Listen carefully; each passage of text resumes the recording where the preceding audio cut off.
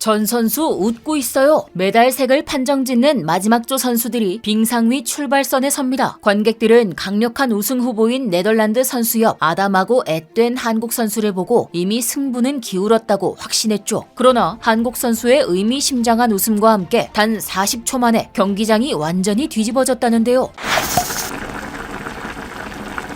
얼마 전 개막해 점점 열기를 더하고 있는 카타르 월드컵. 세계인의 축제인 만큼 각국에서 벌써 흥겨운 분위기가 이어지고 있는데요. 하지만 이에 앞서 차갑지만 열정 가득한 월드컵이 펼쳐지고 있었으니 바로 국제빙상경기연맹 월드컵 스피드 스케이팅 대회입니다. 이번 2022에서 2023 시즌 ISU 월드컵 역시 카타르에서와 마찬가지로 한국 선수들이 큰 화제가 되고 있는데요. 그 주인공은 바로 중학생같이 앳된 얼굴에 괴물 같은 실력을 감추고 있는 김민선 선수입니다. 신빙속여제 김민선 선수는 지난 20일 네덜란드 헤이렌베인에서 열린 스피드 스케이팅 월드컵 2차 대회 여자 500m 경기에서 금메달을 획득하는 기염을 토해냈는데요. 이에 전 세계 빙상계의 대이변이라고 난리가 났습니다. 사실 스피드 스케이팅 자체가 키 큰 사람이 유리한 스포츠입니다. 김민선 선수 역시 168cm로 작은 키는 아니지만 이번 경기에서 그녀의 최대 라이벌이었던 네덜란드의 유타 레이르담 선수의 키가 182cm에 달하는 것을 보면 누가 봐도 불리한 게임이었죠. 게다가 네덜란드가 스피드 스케이팅에서 유리한 점은 신체적인 조건뿐만이 아닙니다. 스피드 스케이팅은 13세기 네덜란드에서 시작됐다는 기록이 전해질 정도로 네덜란드에서 가장 오래된 국민 스포츠인데요. 인공 제방과 수로가 발달한 나라라 자연스레 스케이팅이 겨울철 생활체육으로 자리 잡아 그냥 네덜란드 국민들은 기본적으로 다 잘 탄다고 보면 됩니다. 이처럼 스피드 스케이팅의 성지에서 온 레이르담 선수는 실제로 월드컵 1차 대회 여자 1000m 금메달리스트였기에 이번 경기도 그녀와 다른 서양권 선수들이 독식할 것으로 예상됐죠. 이에 반해 너무나 소녀 같은 김민선 선수의 모습에 모두들 많은 기대를 하지 않았습니다. 게다가 김민선 선수는 스타트까지 한 박자 늦은 상황이었는데요. 다소 긴장한 탓인지 경기 출발 총성이 울리고 살짝 반응이 늦었던 김민선 선수. 다른 스케이팅 종목도 스타트가 중요하겠지만 특히나 스피드 스케이팅, 그 중에서도 단거리 종목은 출발이 엄청나게 중요합니다. 하지만 끝날 때까지 끝난 게 아니죠. 레이르담 선수의 한 발 뒤진 상태로 출발한 김민선 선수는 포기하지 않고 끝까지 밀고 나가 곧바로 역전을 해버렸습니다. 폭발적인 에너지로 빙판을 내달리며 100m를 전체 2위 기록인